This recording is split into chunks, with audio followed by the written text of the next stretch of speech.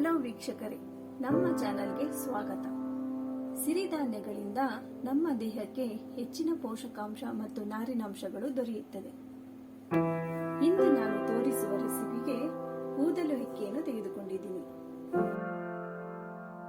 ಊದಲು ಅಕ್ಕಿಯನ್ನ 4 ಗಂಟೆ ನೆನೆಸಬೇಕು. ನೆನೆಸಿದ ಅಕ್ಕಿಯ ಜೊತೆಗೆ ಈರುಳ್ಳಿ, ಕರಿಬೇವು ಸೊಪ್ಪು, ಕೊತ್ತಂಬರಿ ಸೊಪ್ಪು, ಅನ್ನ, ತೆಂಗಿನಕಾಯಿ ತುರಿ, ಹಸಿರು ಮೆಣಸಿನಕಾಯಿ, ಜೀರಿಗೆ ಇವುಗಳನ್ನು ಹಾಕಿ ರುಬ್ಬಿಕೊಳ್ಳಬೇಕು.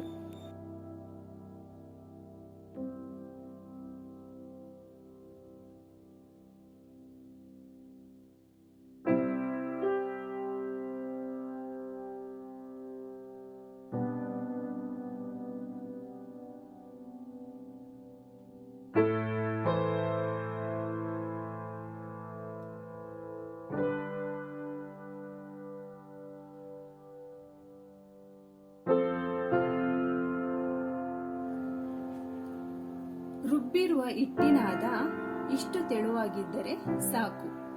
ಇದನ್ನ ಹುದುಗು ಬರಿಸುವ ಅವಶ್ಯಕತೆ ಇಲ್ಲ. ತಕ್ಷಣವೇ ದೋಸೆ ಮಾಡಬಹುದು.